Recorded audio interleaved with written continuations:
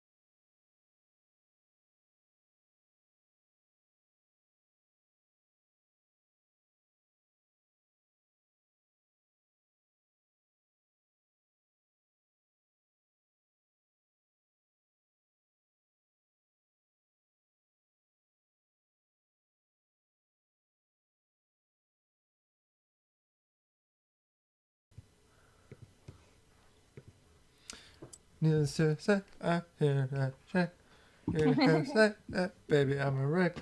Welcome, any and all, to the Movie Club Collective. This week we are doing Spider-Man Into the Spider-Verse. And spoiler alert, we loved it. But also, also spoiler alert, we're going to spoil the crap out of it. So we're going to try something a little different today. We're going to kind of go through the movie, not exactly step by step, but kind of beat by beat, and we'll talk about points as they come up. So just trying something a little different, so that hopefully we don't kind of ramble too much and we hit all the points we want to hit. And we'll see how it goes, and maybe give us some feedback. Let us know. Before we go, or actually, I'll start by introducing myself. I'm your host, John Olson, and joining me, as always, is my co-host and co-producer, Rochelle Racine. Welcome. Hello, guys. Welcome.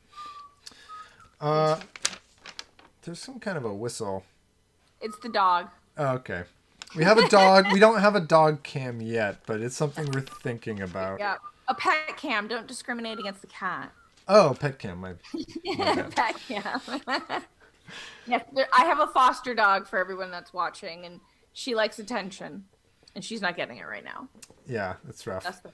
She'll have a home soon, though. Very soon. Yeah.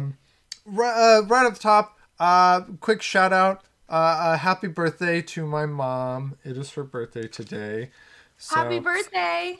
Happy birthday. I hope you like the show today. All right, so I guess let's just get into it.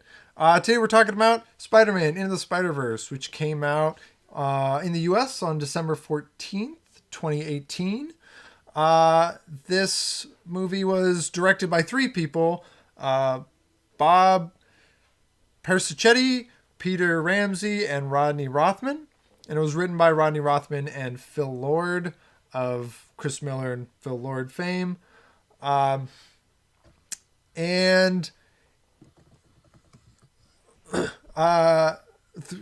three directors. Don't read my notes while I'm making them. This is for late. Just bring it up. All right. So this movie kind of cleaned up at the awards. It won Best Animated Feature at the Oscars, the BAFTAs, the British Oscars, and the Golden Globes. And it was nominated for like 70 plus other awards, many of which it won across like the whole thing. Just crazy good movie, right? Yes, super good. I loved it. I'm not really superhero-y type movies. We've talked about this before. That's not really my thing, except Batman. Sure. And Spider-Man's like, whatever, but I loved this. I would totally watch this. Rinse it. I would watch it over and over. This Happy we watched it.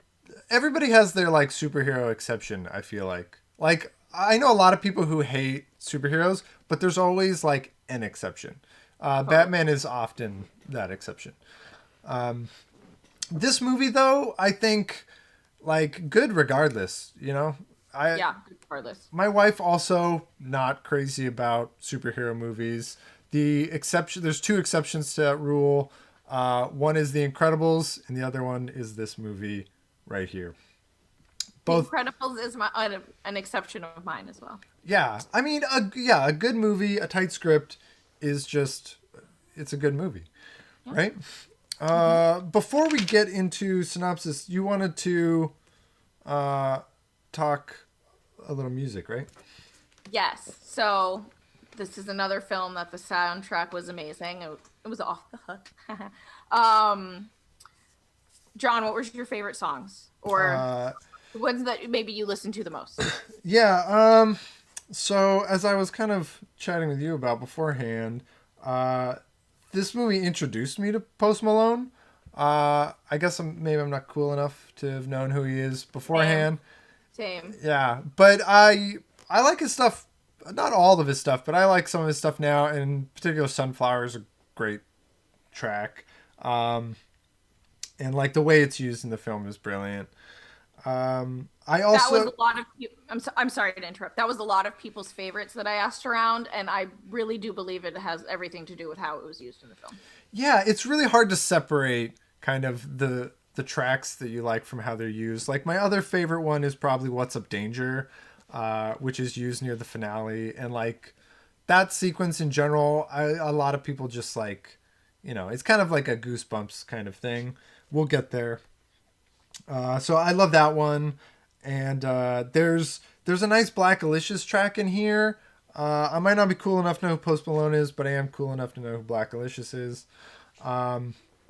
And he's got a nice kind of little hidden, they just kind of slide it in there, and it's not really listed on any of the official soundtrack stuff that I could find, actually.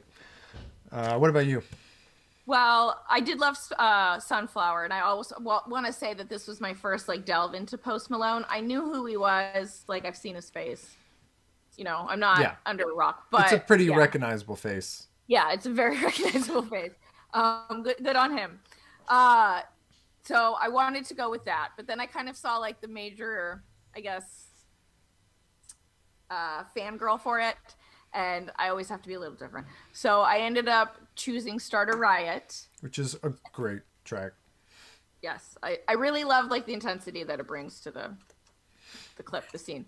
And then Memories, which was a way to me that they brought up like, you know, the good feelings. You know, there's a little bit of a roller coaster, right? You know, it's a superhero movie. That's what they do. And I really liked how it would like bring you back into good moments. Yeah. La Familia is also a nice track that kind of highlights Miles's kind of personal diversity in the use of the soundtrack. Also, just on soundtrack, while we're on it, I just love that like every main character has their own theme music. Miles has kind of like the whole soundtrack, but then like, you know, all of the different heroes and villains each have like their own independent identifying tracks, which is pretty crazy considering how many characters are in this movie, actually. Yes. What is there? 5, 6 Spider-Men alone? So there's 6 Spider-Men, and then there's like 6 main villains also. Yeah. Which is a Spider-Man reference of old in the Sinister Six. All right, so let's just get into it. Okay. The movie opens with Peter Parker's Spider-Man. We get the first comic book. I made sure to write down all of the titles of the Spider-Man comics, just because like they come at you so quick, and there's a purpose for them being put in there. Right, there's a great purpose for them being put in there. I just want to say also, kind of as we get into it, When I sat down for my second watch, I thought I was just gonna like cursely go over it, and I wound up like freeze framing damn near the whole movie. I have like 7 pages of notes here that I wrote for this thing. Um, just because I started being like, oh, there's this, and there's this, and there's that. If you hear a little paper rustling, I do apologize. I'll try not to look at it too much. But yeah, 7 pages. I just got, I got kind of lost in it. I was like, oh, this is going to take longer than I thought it was. So I had the same experience, but it manifested differently. It was a lot, and I loved it. And I mostly, when I watched it the second time, I lived in it, and I didn't write down as much because I was so into watching it and really studying it. Yeah, and this was your first time watching it, right? Like for the show, right? Yeah, for the show. So, I mean, the second time is what I'm referring to in this situation. We watched the film twice, guys, before we before we do the show. Yeah. Doing our homework. Yeah, we're doing our homework. So yeah, I enjoyed it more the second time. P.S. Yeah, I saw this in theaters and loved it. I kind of knew I was gonna like it early on, just when I started hearing about how they were doing the mixed animation and like there's a mix of like 2D, like hand drawn animation in there, along with just like all the different styles. So I was kind of excited and like had high hopes going into this movie, and it just like, I love it. It's so rare when a movie breaks your expectations. Yes. Very rare. Very rare. To be honest, though, I went in knowing that it was going to break my expectations because of the hype that was around it. Yeah. I'm in my 30s. I have a lot of friends who have kids, and they were taking their kid to see this, and all of them were telling me, "You need to go see this." And I was like, "This must be amazing." Yeah. If all my friends, parents, but I feel like a lot of times that hype kills it, right? Like sometimes it's like, oh, it doesn't quite live up, but I do think this one. But this did. Yeah, this one lives up. All right, so we get True Life Tales of Spider-Man. He's been Spider-Man for 10 years. We get a really kind of fun montage right off the bat. Like the pacing in this thing is just so kinetic from the get-go. So the montage goes over how Spider-Man, Peter Parker, got to that point in time. And they actually do give us, I wasn't sure on memory if they actually gave us the line from Uncle Ben, the great power. In the beginning? Yeah. Yeah, they did. With great power. And they do give it to us, which I think is great for an origin for Spider-Man. It's something that I feel like Homecoming tried to dodge so hard that they actually kind of missed out on like the origin. Also, this Spider-Man, I just feel like is like, while this movie does a whole bunch of new, it also gives us the most quintessential version of Spider-Man. Like, he's quippy, he's legitimately funny. It gives us his like this sort of flash forward comic, as in humorous version of his story. And it just plays off kind of what we all know about Spider-Man, but also throws in like little changes. So he's kind of the Sam Raimi Spider-Man, but he's also Spider-Man. Yeah, but he's also not. He's blonde hair, blue eyed for one, and like, although he does some of the things, they do happen a little bit differently. We get the idea that this is just like a very similar reality to the Spider-Man from the Raimi universe, which I like. Also, we get that like car dodging shot, which is a motif throughout the film. They do like a freeze frame on it here, where he's like swinging through traffic and he like dodges between the cars. Yes, yeah. Yeah, so that's a shot that like we see variations of again and again throughout the film. Okay. And there's just so much of that like callback going on here. So we get to our introduction of Miles, played by Shameik Moore, who was in Dope. Did you ever see Dope? Years ago, I think. Yeah, it's kind of old now. It's a really good movie. He's very endearing in it. Yeah, it was really good. Yeah. Dope is great, and Shameik Moore, I feel like he's on a show. I forget. I looked it up and then I forgot. Sure. It's not a show I watch, but I wish he would do more movies because then I would probably see him more.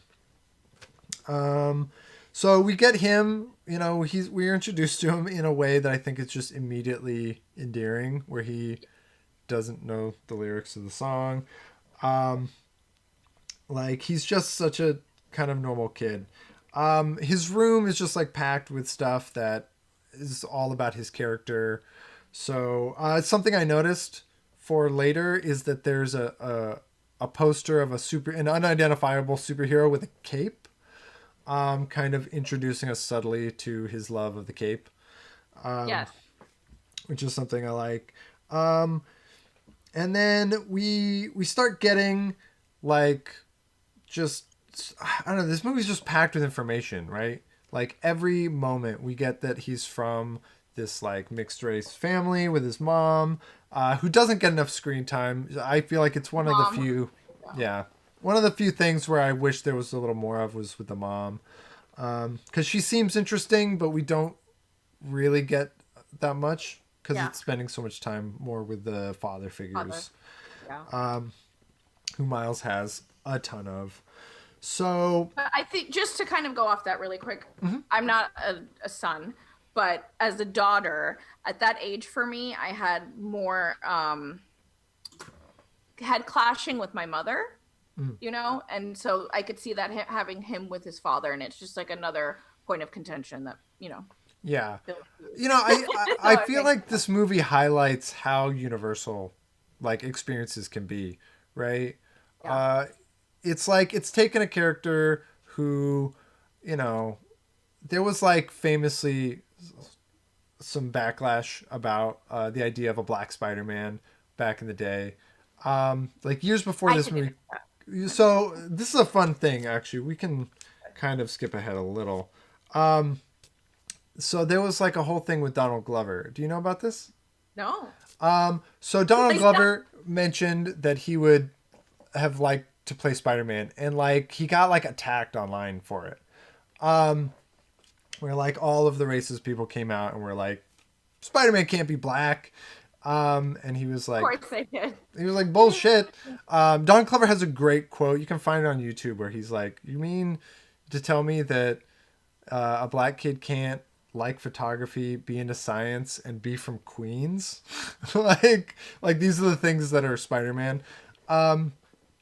And as a result... How long ago was this? I'm sorry. What's that? This was... How long ago? Time. 5-6 years ago, something like that. Okay, sorry. Please continue. This was like pre this movie. Donald Glover actually went on to voice Miles Morales in like a kind of straight to TV, like a TV movie cartoon. Okay. And then he plays Uncle Aaron in Spider-Man Homecoming. So Donald Glover has kind of this like this relationship with Spider-Man and with this character. And actually, the artist who designed Miles Morales has cited him as inspiration for the character's look. Okay. So Donald Glover is like kind of part of the origin story of Miles Morales. So actually this probably happened further ago than I'm saying, further than 5 or 6 years ago. Okay. It was still modern, like, when we had the internet, basically. Yeah, it was still on the internet.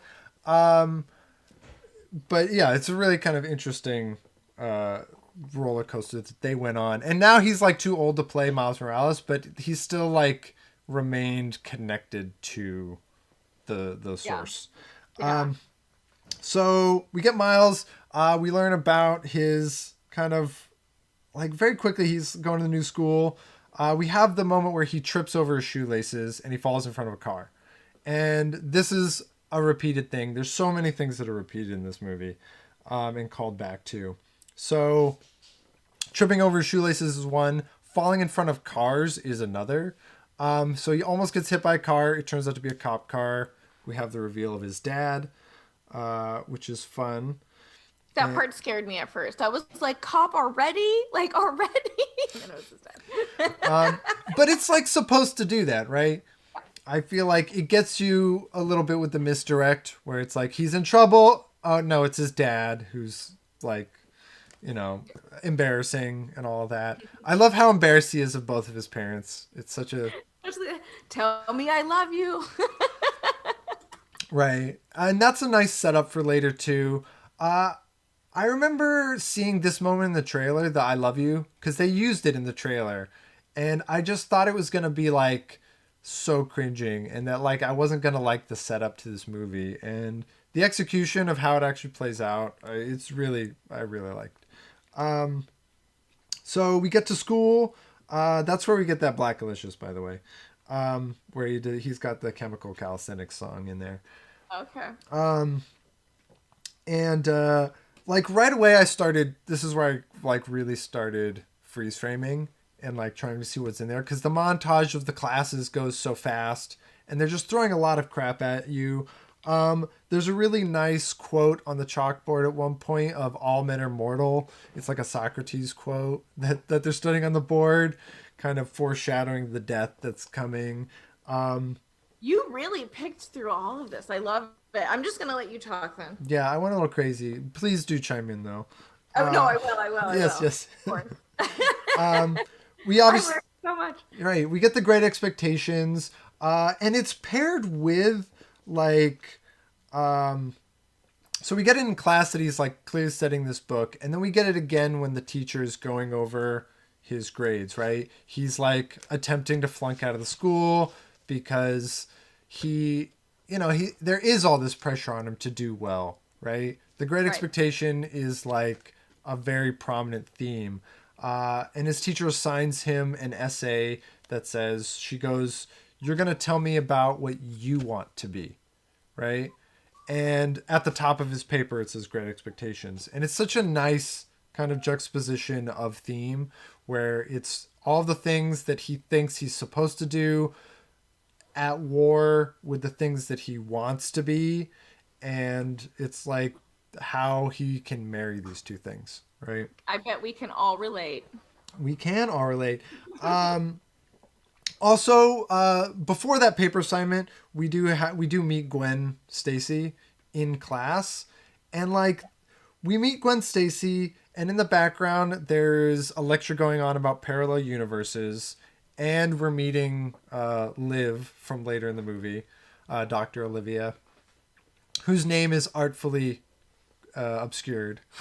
Yes. Yes. And she's not in the physical classroom. She's like Right. in a They're- education video. Right, they're watching a video about her science lab studying parallel universes, and like I was just kind of like when I was rewatching, just going like I can't believe how many things this movie is doing at one time. So it's introducing us to the exposition, it's introducing us to Gwen Stacy, and like they immediately have a relationship where she's the only one who laughs at his joke, and he's having a hard time connecting to people. Like we just getting kind of so many things happening at once. We're like not even 10 minutes in the film and we already have been introduced to multiple Spider-Men, like the idea of parallel universes. It's kind of crazy. We know a ton about Miles and his background, that he was in like one of these lottery programs to get in the school, and it's like we're just That's kind of normal for barely- Manhattan, right? That was kind of, I was like, what? I didn't Yeah, so this is the thing Right. in not just Manhattan but like major cities all across the states. But like Manhattan's known for it, Chicago as well. They have these programs where they take in minority students via lottery. Oh, And okay. so parents will, like, you have to test in and then you have to get lucky. And it's like a way for you to go from inner city school program to, you know, like a prestigious kind of academy. So this is a real thing. And it kind of also just like highlights yet another social issue very subtly and like very smoothly. I think, Well done. yeah, the way it does things in this movie is just like flawless. It's like better. So he has the assignment, and he's thinking about his, you know, what's expected of him. He's like crammed between the books, right? and then Right. it's like, well, who do you want to be? And it cuts to Biggie. It cuts the Biggie track and our introduction to Uncle Aaron. Well used Biggie track. Well used Biggie track. Just like great. Look at the city. Suddenly we go from topside to like underground. Um, That was and a cool transition. I like that. yeah, there was a lot of like just these segues are very well done.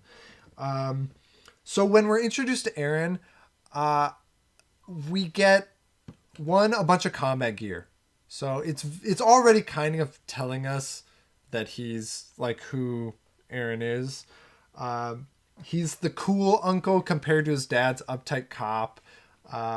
Also, when we first see his apartment, we get a shot of television, and there's an episode of Community on TV where Donald Glover has on the Spider-Man costume. Oh. Fun fact: we've been rewatching Community at my house here, and we literally watched the episode that this clip is from last night. Oh wow. Is that how you like determined? No, I knew I had read that Donald Glover was in the scene somewhere, and so I was like watching for it, and then I showed Brianna, and she was like, "Oh, that's the episode we just watched." Like she pointed it out, so it was Thanks, Brianna. yeah, complete coincidence, but a fun one. That's funny. So he's like the bad boy. They go down into the sewers so that he can do. Oh wait, I skipped over the shoulder touch, right? Oh yeah, that's huge. We get introduced to the shoulder touch. This is another kind of three-peat setup. We kind of get Miles isn't that cool with the ladies, but he wants to be cool. This is another thing where he's kind of like looking up to his uncle. He has so many father figures in this movie. It's just like chock full of them. He's got at least four. So we get the shoulder touch where it's just so silly where he just puts his hand on his shoulder and goes, "Hey," right? And every time Miles does it, he looks ridiculous. Uncle Aaron also played by Mahershala Ali, amazing, the amazing, incomparable Mahershala Ali, from such things as Moonlight, where he won his Oscar, and season 3 of True Detective. We'll throw out there. So they go down. We go down to under the ground, and Aaron knows a secret spot, right? And they start tagging. So we learn that Miles, while he's good in school and he's like scholastically, prepared, he likes kind of this art. And he's like got these stickers that he tags around the city. And there's a nice one. They write no expectations. He's like kind of giving in to his rebellious side. There's a nice shot where he stands on Uncle Aaron's shoulders. And this is the shot that's repeated. That's a beautiful shot. Yeah, and it's a shot that's repeated later with his dad. There's just so much of this kind of thematic symbolism going on constantly. We get the nice montage of while he's tagging, the spider is being kind of dangled in front of us that it's gonna bite him. Yeah. You get teased throughout this scene of like, okay, this radioactive spider, now it's in a shoe, now it's on his sweater, now it's in his sweater. You're just waiting for it to bite him. Yeah, and we know that he's gonna be Spider-Man. Like from the moment we're introduced, Chris Pine's Peter Parker says Spider-Man, and then it cuts to Miles. Like it's very obvious that he's Spider-Man, and also we know going into the movie that it's about him. Yeah. So that's a nice thing, and I just love that joke where he just goes like, yeah, I know. He just hits it off. And then walks away. Doesn't say anything about it. I know. They make this huge deal about it, and then they just kind of blow it off. Yeah. Yeah. Because it's no big deal. Yeah, it's just like, oh, damn it. Unless you're arachnophobic. Yeah, which we learned that he's not. Yeah. Very quickly. So then we have he goes to bed and has this sort of can't sleep well montage. Which the thing I highlighted when I was going through it was that there is a Spider-Man comic book on the desk, just kind of waiting to be discovered later. Um, Which he does. which he does, but Yeah. Like, it's nicely planted. We don't really get to know the roommate, but my brother-in-law, who's in college, said that it was a very relatable scene, in that his roommate okay. would stay up. I was curious about that because I didn't do the typical college dorm. Yeah, me neither. Mine was more similar to the show Community than it was to this. So then the next day we meet Gwanda, which I love that scene with Gwen where she introduces herself as Gwanda, because he's having his own moment where he's like sweating and why am I sweating? And then she's having her own stupid moment where she's trying to like blend in and thinks she's failing to do so. Like on a rewatch, it's so good because she's in her own movie, you know. Yeah, completely. When the first time I watched that, to touch off that, I thought she was like just uninterested and being like, I'm telling you something for you to go away, you know? And then upon the second watch, you realize it's because she's not used to this universe. Yeah, she's got her own agenda and she's like trying to hide herself, but then it's like, does she even need to? Like, she doesn't even know, right? We get the hair thing where his hair sticks, and she tells him the same thing that Peter later tells him. She's like, well, just relax. Yeah. So she clearly knows, and given the experience that we have later where they can always tell, like, this is such a good foreshadow moment. This is like a really good rewatch moment. Yeah, it's beautiful. Where, you know, Gwen Stacy is like being very well set up without us kind of realizing it. I love that joke that kind of comes just a little later after they buzz his hand off of her hair, and he runs into the guard who's like, I know you snuck out last night. And he goes, play dumb. Who's Morales? Not that dumb. It's so good. It's so good. Real quick, did you say the actress that played Gwen? Oh, I did not. It is Haley Steinfeld. I knew her from True Grit. Did you ever see that movie? No. She's great. She's like a little kid in True Grit, but she's phenomenal. Apparently she has a booming music career also at this point. Okay. Yeah, she's like pop star / phenomenally talented actress. You know, just one of those people you should hate because they do it all. Well-rounded, no big deal. Yeah, just good at everything. Great. Good for you, Haley. True Grit, though, if we ever get around to that one, she delivers a great performance there. I also like that the Christmas album comes back. So in the opening montage, Peter mentions that he's on a Christmas album. Oh, yeah. And then in the janitor's office, or the security guard's office, we hear the Christmas album again. And it'll come back, of course, in the closing credits. We'll hear it like a third time. So they're just like constantly like planting jokes and then following up on them. We then get Miles's comic book cover, and it is The Two Spider-Men is what it's called. It's labeled like it's a special issue or something. So it's The Two Spider-Men, which is fun. And I like that we are like firmly in his origin story now. Like from the moment he gets bitten, we start getting the comic bubbles, and we start getting the like. Yeah, that's when it's like, okay, we're in a comic book. Yeah, it becomes very comic. We start getting. I love when they like write out the words to things. The car that again he almost gets hit by a car.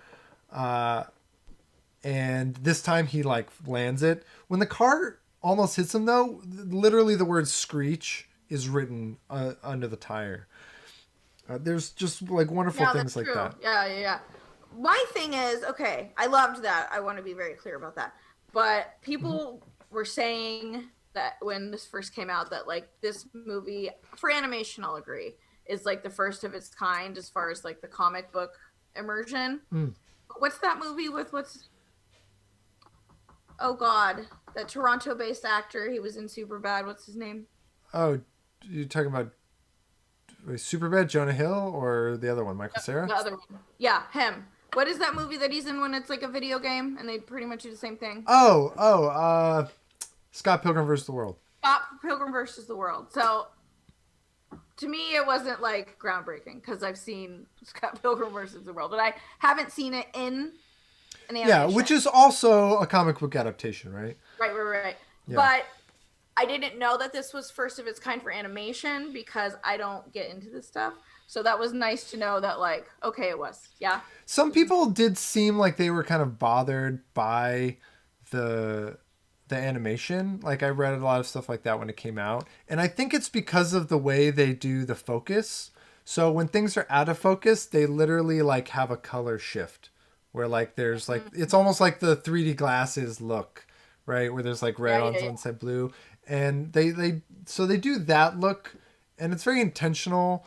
And also they do like a 12 frames per second thing. So particularly when it's high action, the frames, there's just less frames per second, so that it's more you're actually seeing the images a little bit longer, and it's more framey, so that it is kind of more like comic book panels. So these were like kind of intentional choices that they did with the animation to try and add kind of that layer of comic book feel.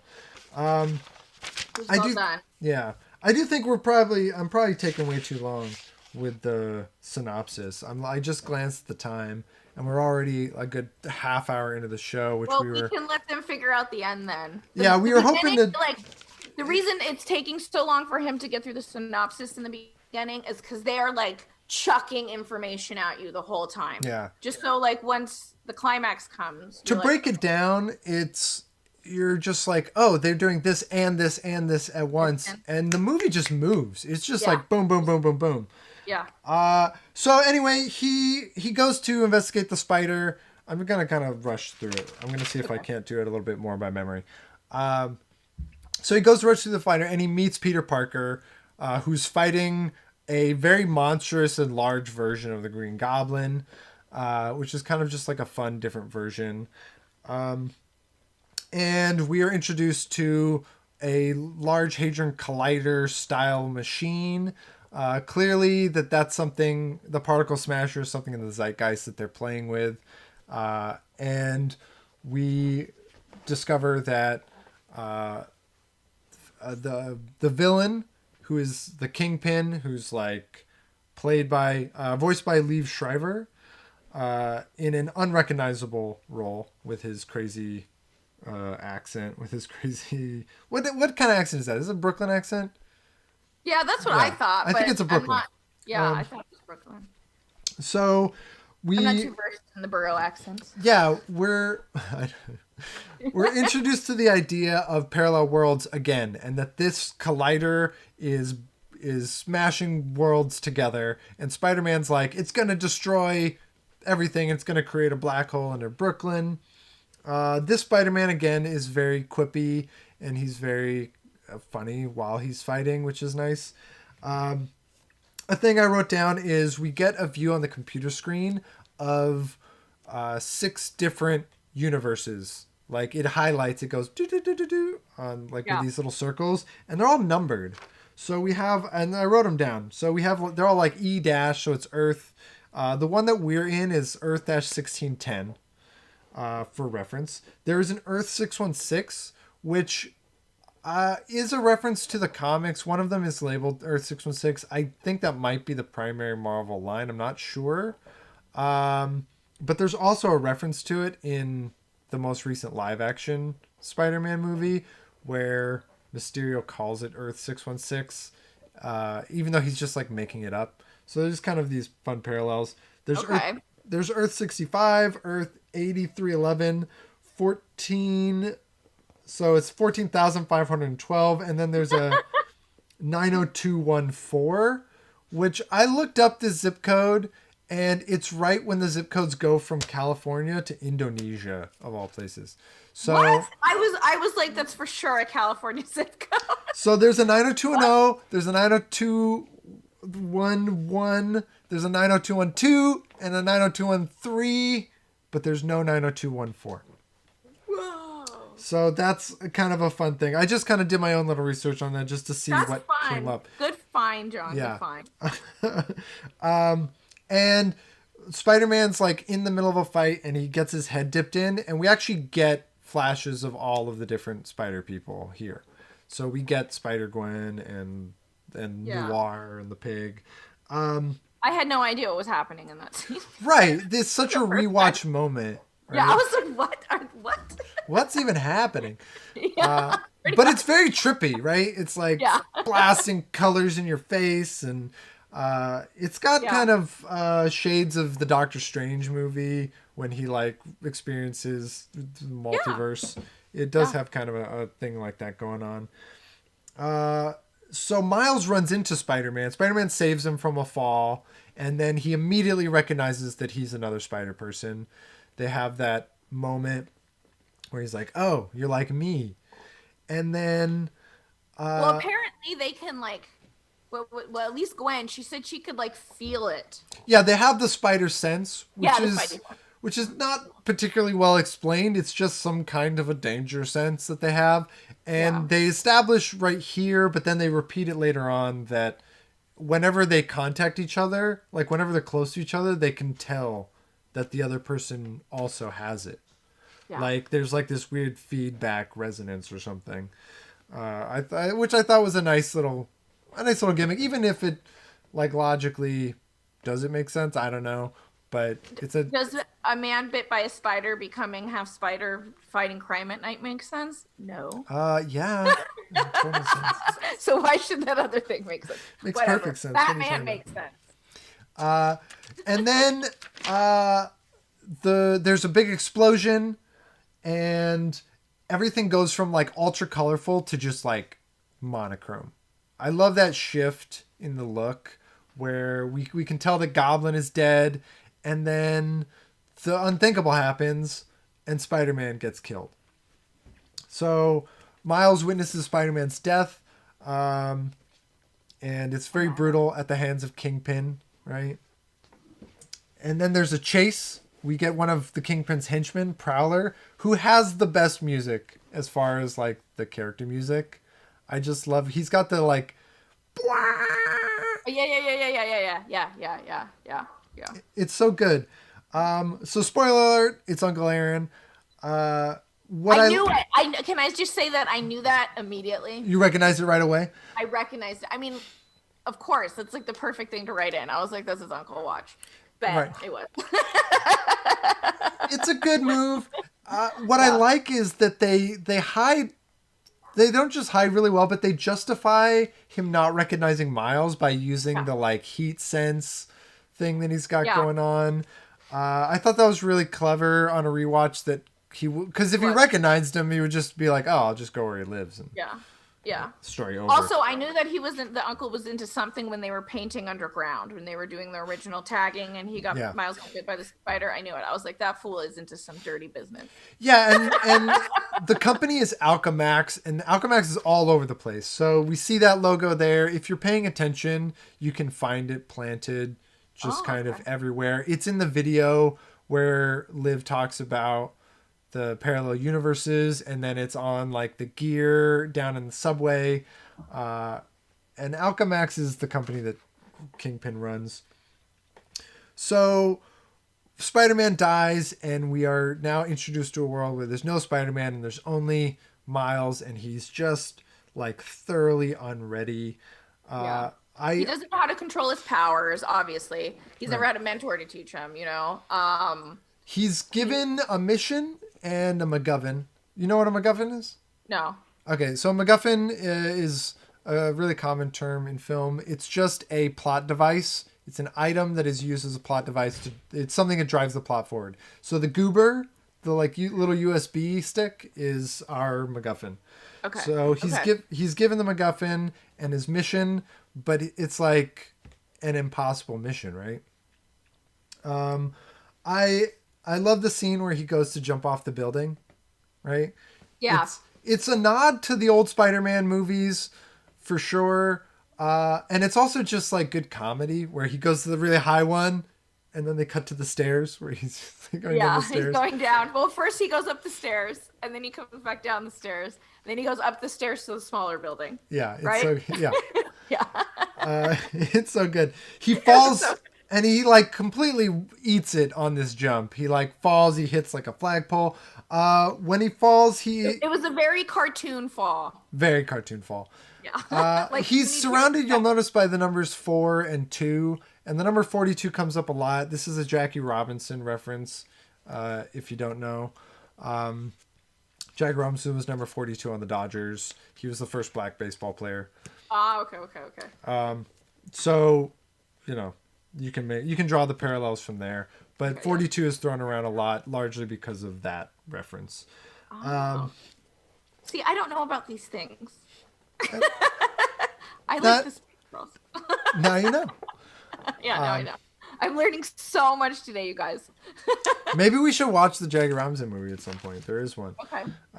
With the guy. Wait, who plays him? It's what's his name? Black Panther, right? Yeah. Oh God, what is his name? I forget offhand. Yeah, that guy. He's great, but we He's can't think of his name. amazing. I don't have time to look it up. we're already way behind schedule. So we meet then, like he breaks the USB port. Like, so not only is he not in control of his powers, but like he can't even do the mission. And then we meet Peter B. Parker. So he meets him in the graveyard at Peter Parker's gravesite. And we get our third comic book. And this is The Amazing Spider-Man, which is the original Spider-Man comic. And he's been at it for 22 years. And we get a little bit of view from his world. And the big immediate noticeable difference is that his world is much similar to ours. Coca-Cola is a brand that is highlighted and juxtaposed against Coca Soda in Miles's universe. So it's just kind of highlighting the differences. So Peter B. Parker's universe is more similar to ours. And he is like the OG like version of Spider-Man. But he's had time to age, and he's been at it for considerably longer. He has a gut. It's great. Just kind of throwing that out there to give you a sense of place of where we are with this character. Yeah, he wakes up in Times Square and like everything's different. And I want to kind of take this moment to just point out some of the things that I spotted in terms of differences. They have a lot of fun with the differences in the parallel realities. So, like Coca Soda, obviously, is one, but there's a bunch of other brands that are like our brands but different. So there's Planet Inglewood, which is shown a bunch of times instead of Planet Hollywood. That's hilarious. Shout out. Our family is from Inglewood. Yeah. My Yeah. dad, My aunt. your aunt, Yeah. both grew up in Inglewood, so that's a fun one. That is a fun. There's the New York Red Sox is their baseball team, so that's fun. That is fun. There's RedX instead of FedEx. Il Giornale is Starbucks. I read that this was actually the original name of the Starbucks company, Really? and that they later rebranded to Starbucks. But it's easier to say. Right. And I think Well, I think there's a number of those actually where the original name is used instead of like a rebrand. I know Google's in there somewhere, but I couldn't find it on this particular watch. It's just there's so much coming at you. There's a poster for Baby Shower, which looks exactly like the poster for Bridesmaids. It's kind of a fun one. You saw a lot of good ones. I did not notice any of that. One that my brother-in-law caught was a Broadway ad for Hi Hello, which is matching Oh Hello, which is a show that John Mulaney was in. And John Mulaney is the voice of Spider-Pig. So he was in this show on Broadway like when this was being made. And so they put up an alternate version of it that has I think it even says John Mulaney on the poster. It's a little hard to read, but you can kind of make it out. There's Peekaboo instead of Snapchat. I loved Water Polo by EA Sports instead of like soccer or something. It's Water Yeah, Polo. that was funny. I did see that one actually. I was like, fine. Yeah. Stephen Curry is a famous golfer in this world. Also, Yeah. right? I'm gonna go out on a limb and guess that Steph Curry must have played golf at some point in his life, and that's why they picked golf because Yeah. they've done a lot of that throughout this movie. And the last one I'll mention is there's a ad for Clone College.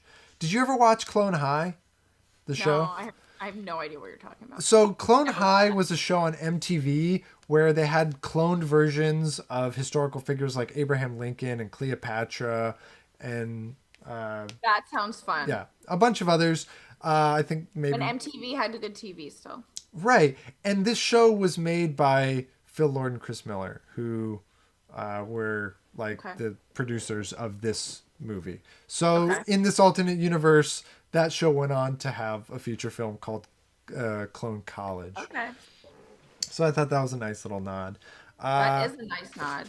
All right, we won't waste any more time on those, but they are fun.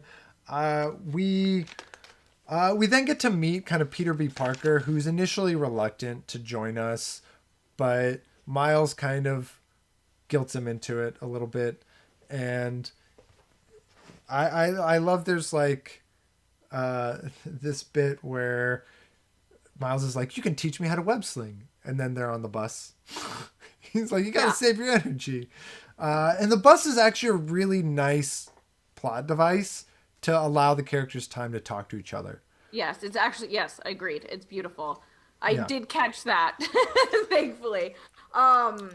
They take it a lot, like on the way back and Yeah. just around. Even like throughout the city, they take it, like as a crew when they all meet. Yeah, like near the end when there's like all six of them, you see them Yeah. all getting off of a bus to head to the final mission. Yeah, yeah, It's like such a good joke, but also a really smart device. right. We do the Alchemax bit. There's a really nice joke in there where Peter Parker's like, we'll find the head scientist, and there's like an old man in the frame, and he's like, oh, it's her in the background. We saw Yeah. her from the video. And he's like, all right, step 2, reassess my biases, and step 3, we'll move on. He tells Miles to. There's the cape joke I mentioned earlier, but we won't linger on that. Where he's like, "No capes," Oh yeah, yeah.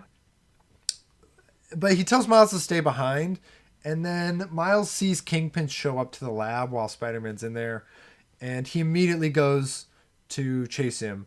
And I just love how this played out because in so many movies, this is the moment where we just keep the tension going of like, no, you shouldn't be here. Like he's very resistant, but this is actually the moment where Peter B. Parker just like fully gets on board with Miles. And from this point forward, he's just like, he loves the kid.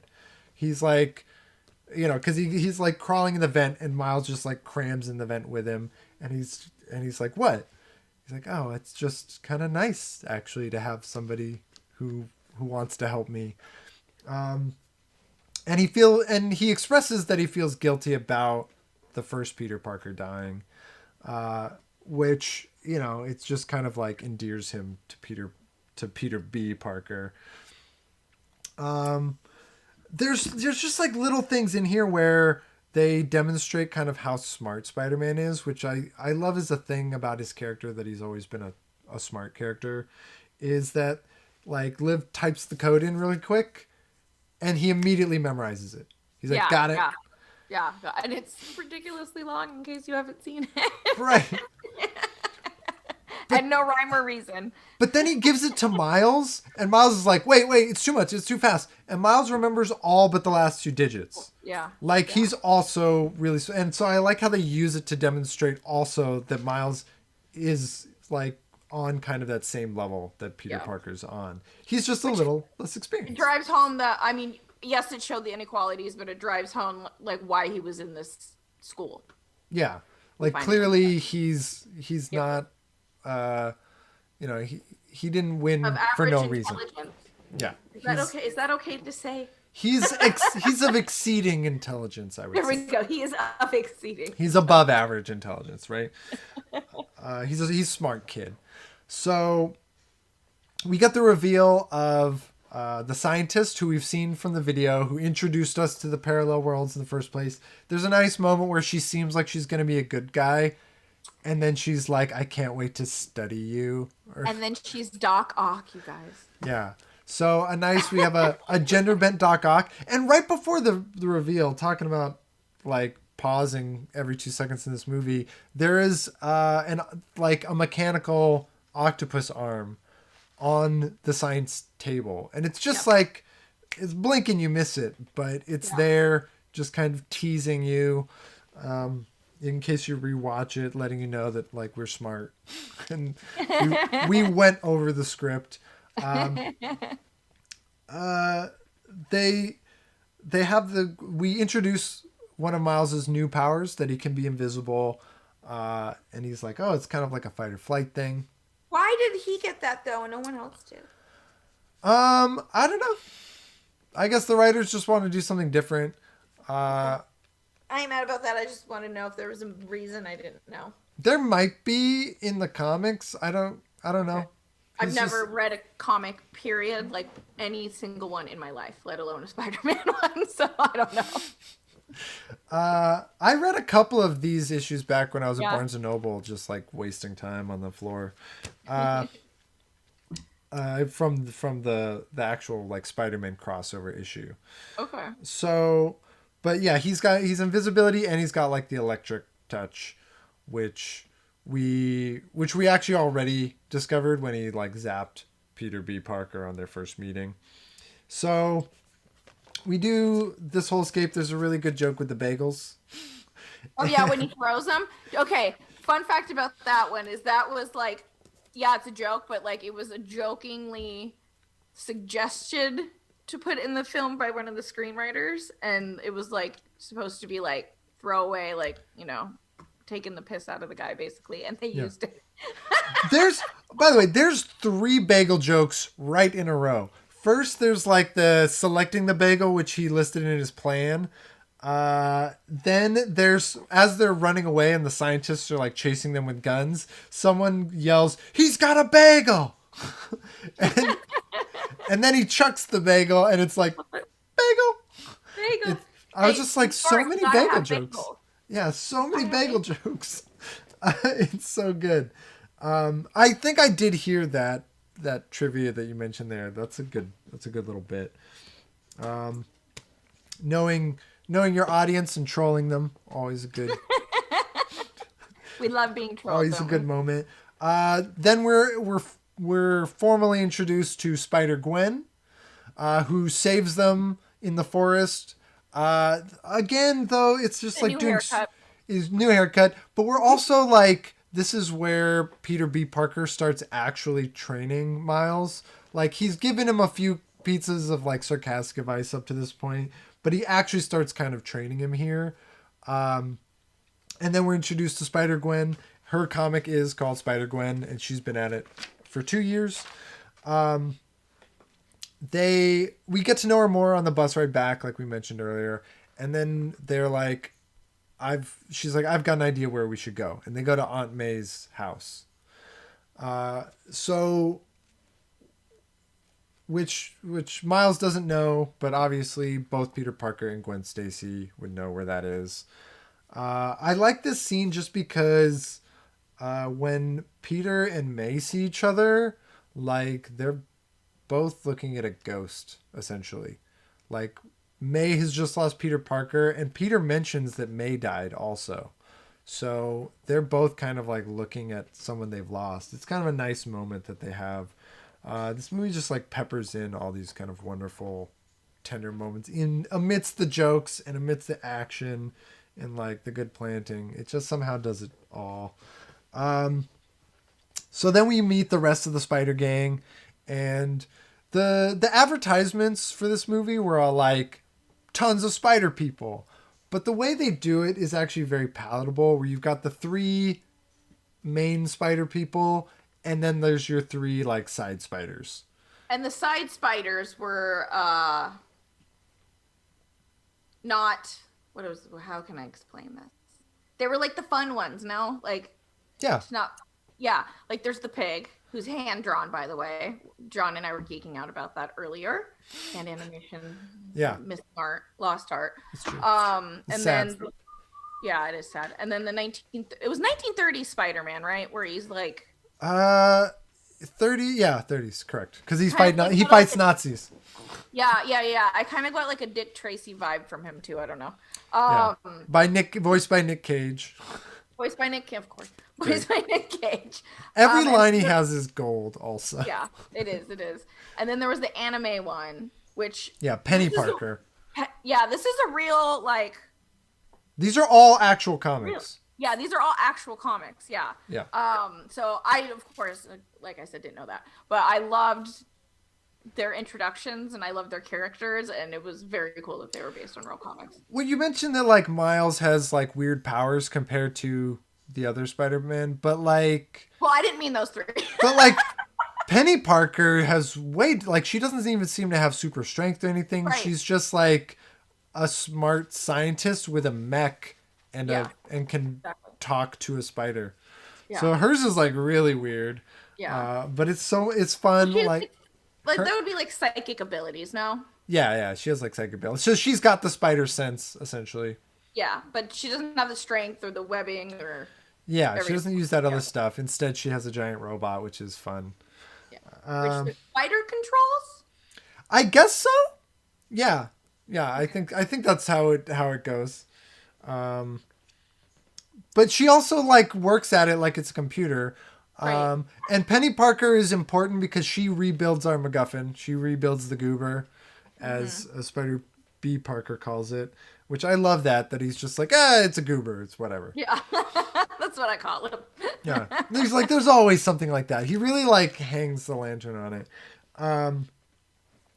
So we get them and they're just kind of introduced to us as a unit, and like it just kind of highlights the zaniness, but it's done in such a way that it's not overwhelming, right? They are kind of like always a thing that we experience like as a group for the most part.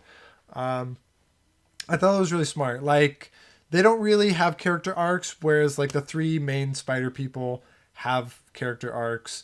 So like Peter B. Parker has to fix his relationship with Mary Jane, or he has to like kind of grow up a little bit, right? He has to mature so that he can apologize to Mary Jane and like get back together with her. Gwen Stacy has like issues with not wanting to make friends, and so like her and Miles become friends to make up for that. And then Miles obviously has like the biggest arc. So I like that they do these kind of like, you know, if you looked at it on a graph, it'd be like a big arc, a smaller one, and then like three tiny ones. Yeah. So did Penny lose the spider? Her spider? She loses the mech, but she keeps the spider. Okay, that's right. Yeah, she loses the mech in the final battle, but she keeps the spider, and she can just rebuild the mech. Yeah, she can just rebuild him. There's like a sad moment, but I was like, she can just rebuild that robot. She can warn it. You know, that was her unit of transportation. If the spider had died, I would get it. Yeah. I think that's why I thought the spider died, because I remember it being like, you should be sad right now. You know. Yeah. Like mourn with her. So all of the extra dimensional spider people are like dematerializing slowly, and we're like a big ticking clock is put on that like we're all gonna. They like glitch. Yeah, they start glitching, and so it's like they're all gonna die if we don't do something, and they're like somebody has to stay behind, and I love how they just all immediately volunteer. Like all the spider people kind of have the same mentality. And Miles is like, I'm the obvious choice, but they're like, you're not ready. And they just kind of like beat the crap out of him. Which I love that. In a joking way. Yeah, but they're so brutal to him. And then I love when Spider Noir's like, you know, we're talking about him while he's looking at us. Yeah. Like they're all just like, he doesn't got it, he's not ready, and the Spider-Man turns over, he's like, he's looking right at us while we talk about him. He does have the best lines. Like every line is great. It's just they're all classic. Some of them are so ridiculous. So we Miles can't control his powers. He leaves the group. He kind of runs off. And he goes to the person he's gone to before. He goes to Uncle Aaron's house, where it's revealed that he's the Prowler, and everything is kind of upside down. Again, there's like a car hits him. Like there's constantly cars flying at people in this movie. It's kind of like in Mean Girls, where they're like always with the bus. They're foreshadowing. This movie is doing that a lot as well. Constantly throwing cars at Miles. There's like a lot though. Like this time he narrowly dodges some cars and they like roll over him. But I love how like shell shocked Miles is by it. He's doing these like kind of crazy things, but he's shaken. It's like there's very human emotion going on there. He runs back and inadvertently leads the enemy to Aunt May's house, where we have a big showdown.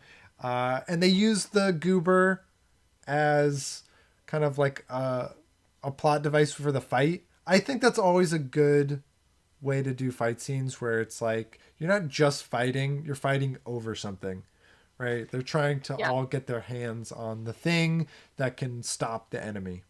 They have an objective to their violence. Yeah, it gives it some direction, and you can kind of have a little more fun with it. Aunt May gets a nice little scene where she's kind of a badass. She like even bats somebody out of the house. She was my favorite. She's great. Like my favorite featured character. Yeah, voiced by Lily Tomlin, who's great. Just throw that out there. And then we kind of hurtle towards the finale. I can't skip over the last big death in this movie. So Prowler corners Miles, and then Miles reveals himself to his uncle. And Prowler's like, shit. He's like, man, why did it have to be you? They have that moment. And I gotta say, one of the most chilling moments in the whole movie is when his uncle pulls the mask back over his face. Right? Like he's gonna murder him. I thought he was gonna murder him. I was like, you son. But then he didn't. He doesn't really get the chance because Kingpin straight up shoots him. And then Kingpin has killed everybody important to Miles that dies in this movie. He's like really put up as the ultimate villain, in that he's actually the one kind of murdering everybody. We kind of skipped over Kingpin's motivations, but he does have pretty clear motivation. Yeah. And I mean, they're almost endearing. Like there's a part of me that was like, I get why you're like, I understand his motivations and his objective, and it's like you almost empathize with him. Basically, he's trying to get his family back. Right. But what I find interesting about it, because the motivation's pretty tried and true. And there is some interest there though, where he fails to learn the lesson. Right? He fails to learn the appropriate lesson. It's that his family discovered him like beating the crap out of Spider-Man, and they got afraid of him and they ran away and they left him, and then they got hit by a car. Again, people getting hit by cars. Something about this movie. And rather than like change his ways, he just blames Spider-Man, right? He like fails to own up to his own flaws, and that is kind of his fatal flaw. Well, I mean, okay, so villains are psychotic and insane. That's just the way of the world, right? And the way of storytelling. And so it would make sense that he would keep doing the same thing, expecting different results over and over and over again. Right, and that's what makes him a villain, as opposed to like but he is a character that like could, in theory, have a redemption arc, right? He could. There's the possibility because of his past. But he's insane and he's not learning the lesson. Instead, I was honestly he just doubles expecting down. I was expecting a character arc from him, honestly. I don't know much about the comics again, so I didn't know that he was like a big enough villain in the comics. Like I knew who Doc Ock is. Yeah. Pretty popular villain. I didn't know about him. In the comics, Kingpin is one of the like key Marvel villains. Okay. So he features prominently in Spider-Man and he features prominently in Daredevil. Okay. And in fact, in the Netflix Daredevil show, Kingpin is like kind of the main villain in the series overall, played by Vincent D'Onofrio to great effect. And Vanessa is a character that's explored in that show a lot. So here, she's just kind of referenced as his wife, and he has a kid. But in that show, they actually like kind of dig into it. That's a good show. I think it's pretty decent. Maybe you won't watch it, but that one also digs into Kingpin a lot. So he is kind of one of these. The idea is he's the kingpin of crime, right? He's like the head honcho. And I do love how cartoony and ridiculous he looks. He's just so huge, and he's just like this blob of darkness. He's basically like this big block with a tiny head and a black suit. Yeah. Yeah, and it was well done. I saw a lot of comments online saying that they didn't they didn't think his character was portrayed to give his comic book version like an ode, an ode. Yeah. But I like the way it was drawn. Like I like the way he was portrayed. What do you think? I also liked it. It was a stylistic. The comic.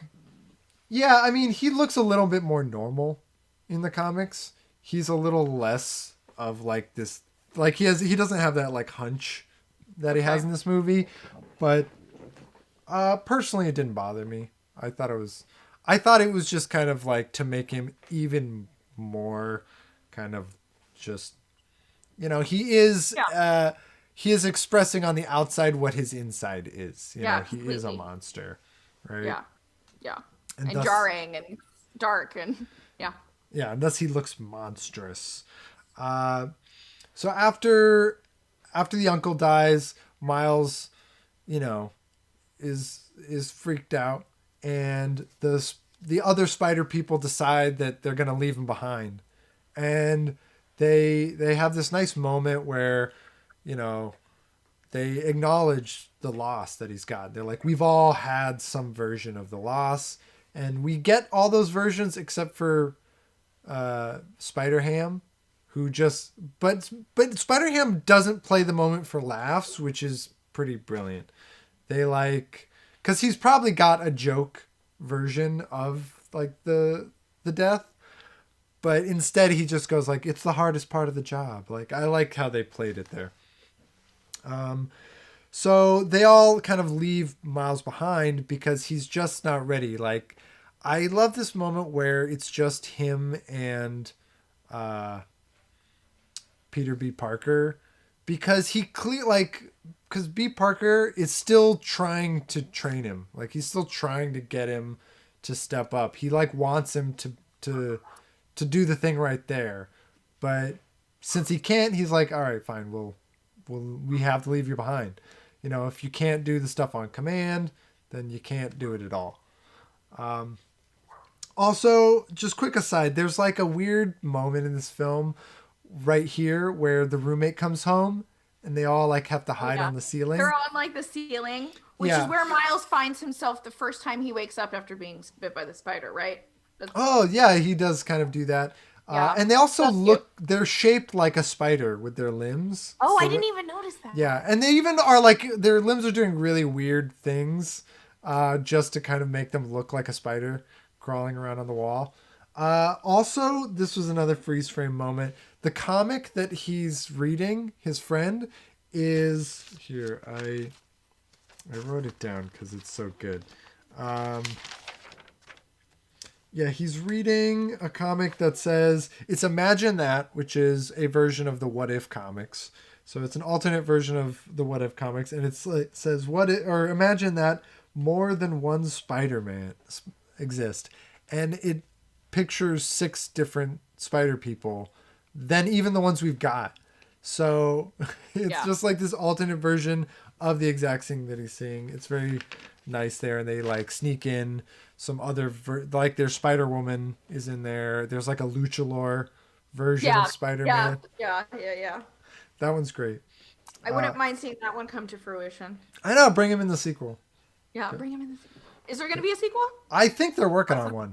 Yeah, I think they are. I saw something about it somewhere. Yeah. But side note, I thought Disney now has the rights to Spider-Man.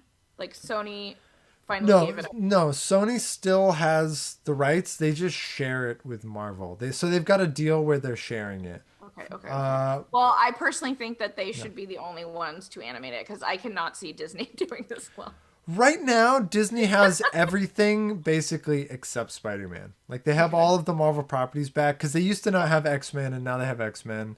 And they kind of have everything except for Spider-Man. But who knew Sony Animation could do a movie this good? It's so good. Well, they had 180 animators on this project. That's a lot. That's a lot of animators. Yeah. That's a lot. I don't know what a typical Pixar has, though. It's got to be somewhere in the ballpark of 100. Yeah. I know someone I can ask. Well, I'll ask and report back another day. Yeah, it sounds like a lot, though. So we'll just I'm sorry, but I want to say that I do know that is the largest animation team that Sony has ever had for anything. So. Oh, wow. I think it's pretty huge. You can see it on screen, though. Like. Yeah, you can see it on screen, yeah. Yeah. And you can understand why this movie took 3 directors. Yeah. Because there's so many animators. There's so many different styles of animation going on. The fact that the story is so tight, given all of that, is really impressive. Yeah, it's so true. Real quick, can you tell like what scenes or what director?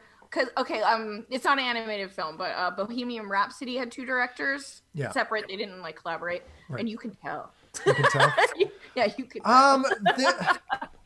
In this movie, I can't tell except to think that like, somebody directed the animation behind, Spider-Ham, or like, just like the different elements that they've got going on, right? And the different animation styles. Like Penny has her own style, and Noir has his own style, and they probably have little pocket teams that have different directions. But other than that, I can't really tell the difference.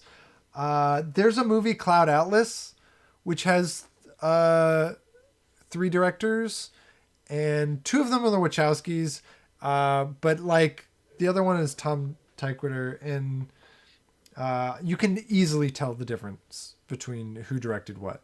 Like given their past resumes, like that's a movie where I can really tell the difference. Okay. But on this one, I don't know. I think they collaborated really well. Yeah, they collaborated really well. Like when I looked that stuff up earlier, I was like, there was 3? Like, like what? It's, for me, it was hard to believe. Yeah. A little crazy. And unusual. And a lot of times these animation movies have like, directors fall out and other directors pick up. Like that happened on Brave, where they had like directors drop out. And, like that's something that can happen because it takes so long, and like they're so that expensive. was another thing I was thinking about. I know very little about the behind the camera stuff, honestly. Like I know what everybody does, but like directing is like such a big, crazy, overwhelming job for me, and so I can see why a film like this would have 3, but I also have trouble figuring out how you would even go about directing an animated film. Yeah, that's something also, like directing an animated film isn't something I have any kind of hands-on experience with. Yeah. So it'd be a lot of guesswork in terms of trying to figure out who did what and how they divvied up the work. But if any of our listeners knows anything about that, that would be cool if you could write that down below. Yeah, you can. Give us a little insight. You can let us know. Yeah. So, all right, let's fast forward to the end. We have a big climax where they all meet in the collider again, and we just have like, actually, hold on. The most important part of the movie is even before this, because Miles, he kind of meets his arc. He starts to land his arc before the finale, right? He has a moment to himself.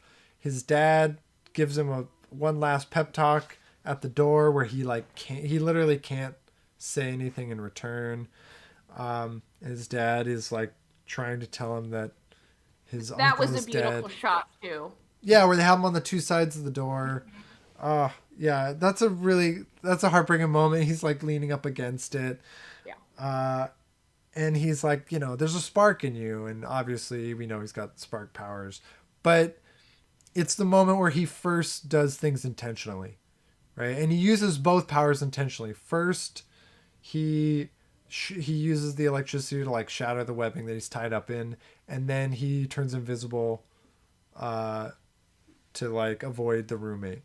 So he does both his unique powers very intentionally, which up until this point he's always done more or less accidentally. And then we have the What's Up Danger montage where he does the jump. He goes up to the highest building he can find this time. And we actually, in this montage, the building that he falls off of the first time, he climbs up. He jumps up the same building. But through the buildings, yeah. Well, yeah, he does like a back and forth, and we get the before he fell, and there was like the words "ah," and this time he goes up, and there's the words "woo." Yeah. So it's just like the opposite emotion. Like everything's kind of like coming back and building up to this moment, where he goes to May and he like picks out one of the spider suits and he spray paints it and he puts his own tagging on it. And doesn't he like put his like hoodie on or something a bit out of the ordinary? Right? Yeah, he wears the hoodie on top of the thing for someone, and he wears tennis shoes. Yeah, I thought that was really cute. It was like it spoke to the fact that he was still a kid. Yeah, I like he wears tennis shoes. Also, like in a kind of a comparison to that, Spider-Gwen wears ballet shoes, which I didn't catch the first time. I didn't know. Yeah, watch it again. She's got like blue ballet shoes on the whole time. It's great. You go, girl, with your like agile ballerina self. Mm-hmm. Yeah. I like the hoodied version of the outfit. That's fun.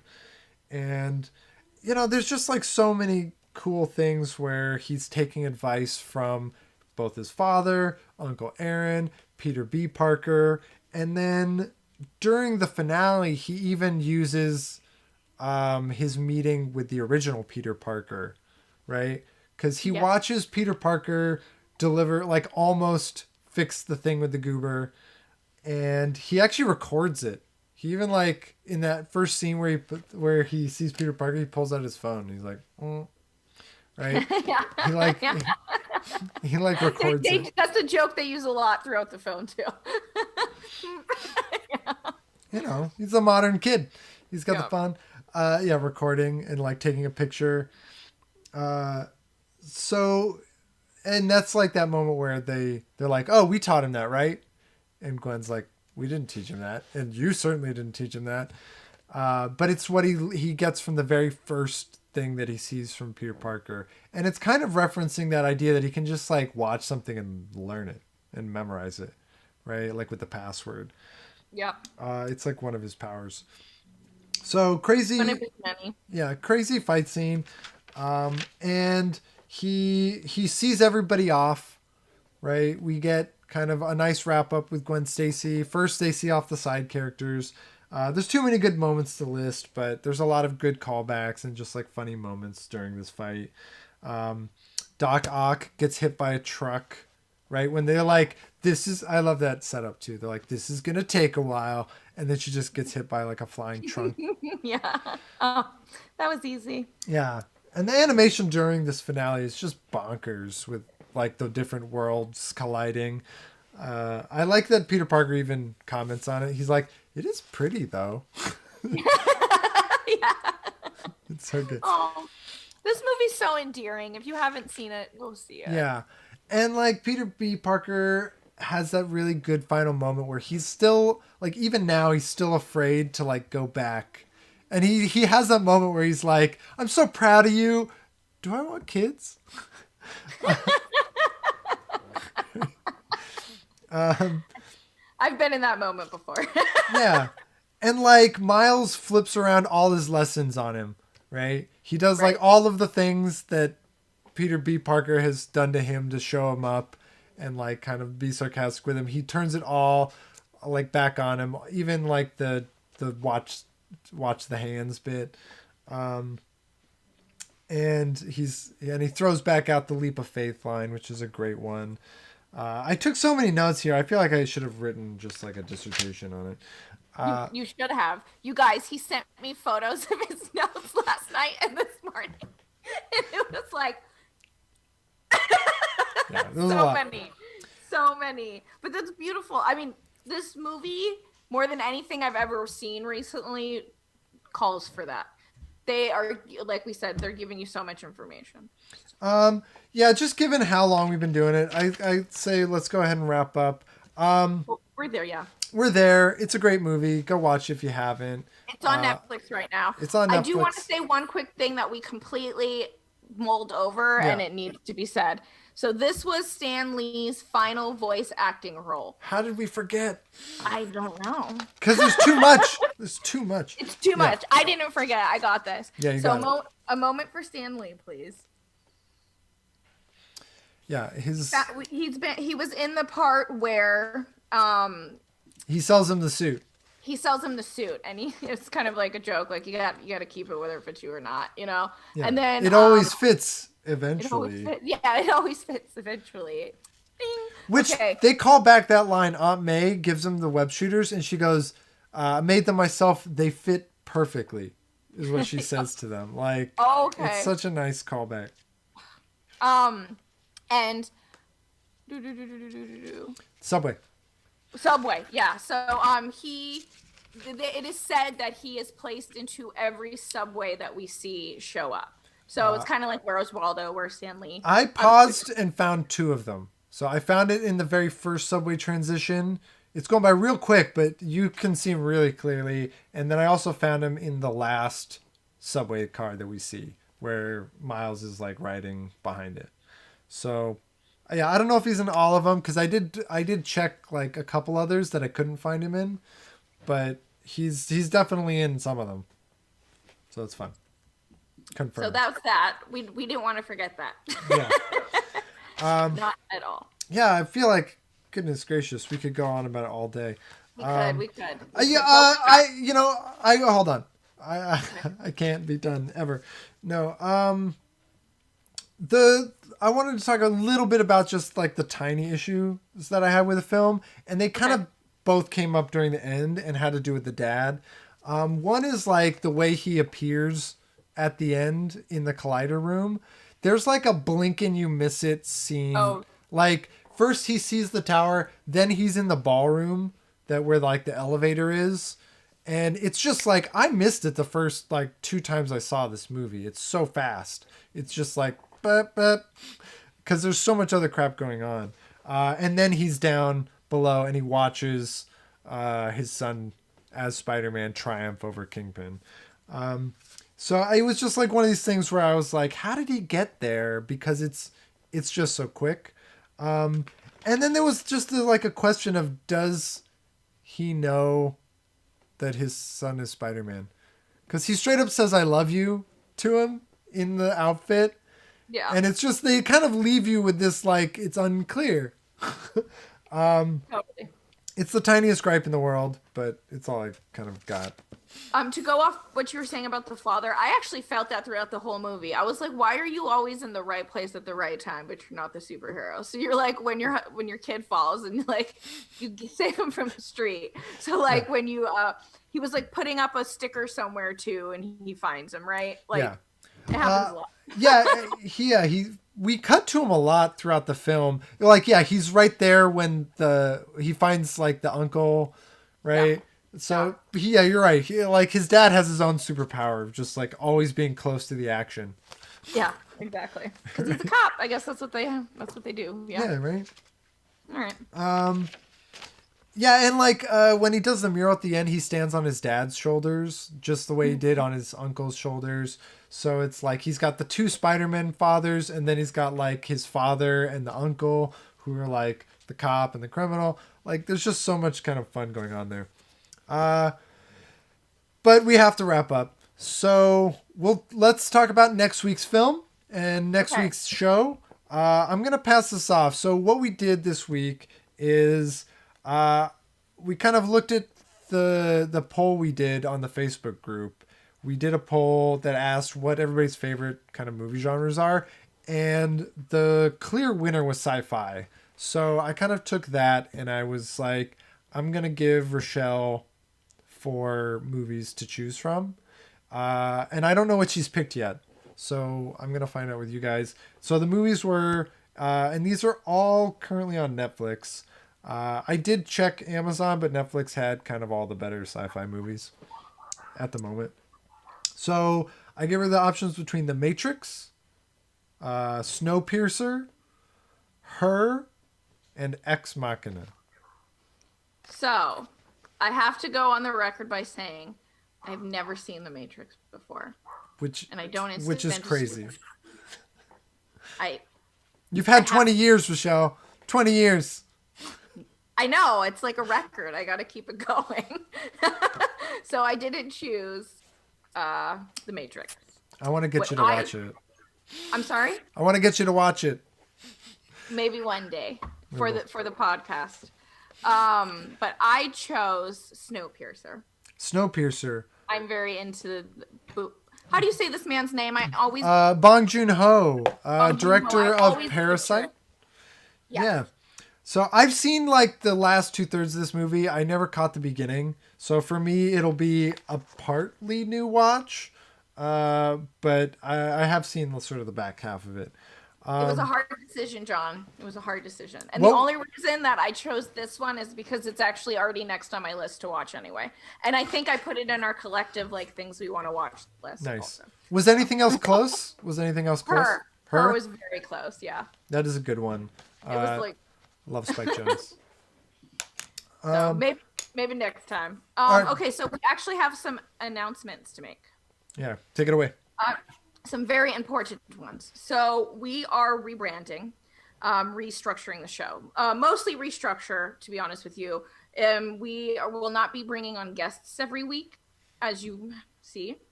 And we will not be utilizing the vote, which we kind of discussed earlier, for every single pick we make. Typically, it's going to be the format. John gives me 4 movies. I vote on one of them. Or I choose one of them, I should say. And name is being changed across YouTube and then all the other platforms to Views in Paradox. If you like us on Facebook or follow us on Twitter or anything like that, it's just going to be an automatic name change. You don't have to like go re-find us.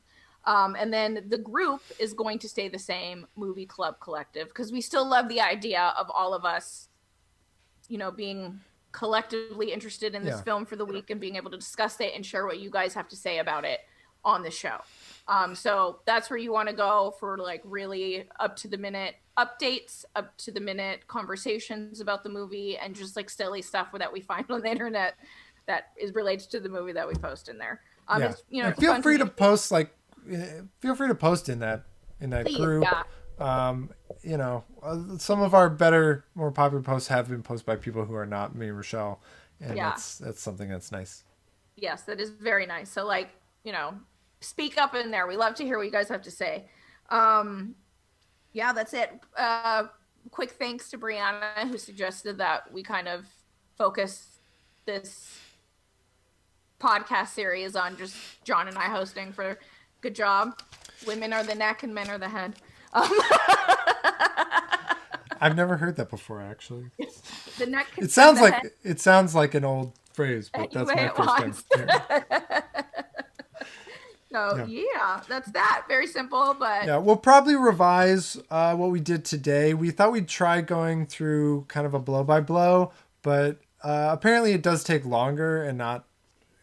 We thought maybe it would take less time, but clearly it's taken more time. But I do really think it has a lot to do with this film. Yeah, it took so long. We'll find a happy medium. We'll do some feedback. If you got feedback for us, please leave it either on Facebook or in the comments here on YouTube. The comments help us.